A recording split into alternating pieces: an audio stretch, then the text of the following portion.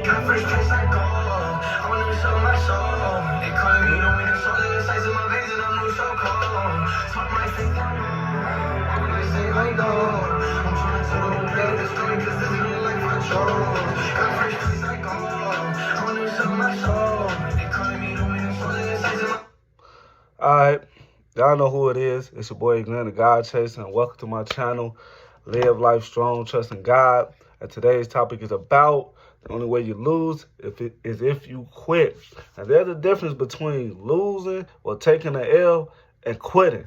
A lot of times, if you've been on any type of team, whether it's been athletic or academic, you take L's. And it's not only with just academic or being an athlete, it could be just life. You take L's in life, and that's a part of life.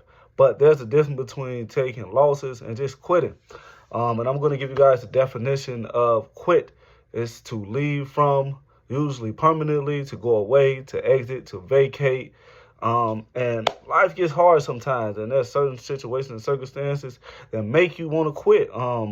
People have quit their marriages, people have quit their jobs, and people have even quit their dreams.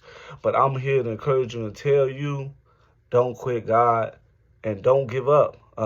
It's probably easier said than done. Like I said, we all go through certain things in life. Man, I ain't even gonna cap. These last couple of years have been rough.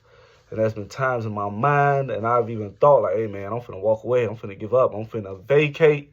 I'm finna exit. But I'm still here. I'm still thanking God that he instilled in me. And I know he's instilled in others the same thing. It's like a fight that you got to keep going, that you got to keep pushing no matter what. And like I said earlier, today's segment is about the only way you lose is if you quit. And my first key point is losses are a part of life. Losses are a part of life, and I'm pretty sure we all have took L's, right? But I believe it's on how you handle these losses and how you deal with them and what you learn from, right? Losses are lessons, whether you think it is a lesson or not, it's totally up to you on how you perceive things. But losses are a part of life, and it's just about how you handle them. And it kind of make you stronger. You can gain things from them. You can gain, okay, I need to try a little bit harder. I need to, maneuver a little bit better. Okay, what could I have done better in order to make this situation happen? And sometimes you ever heard, like, you might think you took a loss, but it's probably really God protecting you. You might think you really took a loss, but it worked out in the long run for you. You feel me? But, like I said, it's just a part of life, man. But one thing you don't want to do is quit.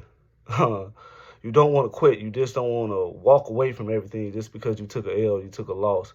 And that's the only real way you lose in life is if you quit. You just check out. You stop showing up. You start getting out of bed every day and chasing your goals, chasing your dreams. And for me, chasing God. And that's not something I can do. And I'm going to encourage you not to do it either.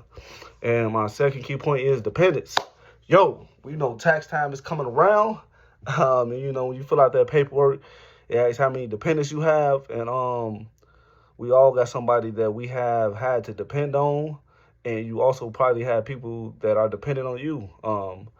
There's times in your life, whether you want to know it or not, like I said, tax time coming up, when you was a child or a baby, whatever, you were dependent on your mother and father. You were dependent on someone to feed you, to change your pampers. And it's no different as we become older, whether you have children or not, whether your friendships, your relationships with different individuals, you have dependents. You have people that depend on you. You have people that depend on you showing up when the time is right. They're looking forward to seeing your face. They're looking forward to hearing your voice. You might be a light when someone is in the dark. So just want to encourage and tell you, like, man, you probably have dependents. And they might admire you. They might believe in you from afar. They might be just watching you, and they just depending on you because they looking at you like, man, Joe, like, they doing it. They like, I hope they make it. So I just don't want you to quit because I'm not gonna quit. And God didn't make us to just quit or give up. There's power in his name. He's given us power. He says we were created in his image and that you have dominion and power on this earth. And I need you guys to believe that and understand that. Like I said, the only way you take an L is if you quit. And also remember, man, we all got dependents. Don't necessarily got to be children. It could be family members. It could be friends. Somebody depending on you just to give them encouraging word, to show up, every day. You got people depending on you at your job, whether you like it or not. It's just, man, we got dependents. And one thing I want to encourage you, if you don't have no one to depend on God. Get in His word, pray, talk to Him.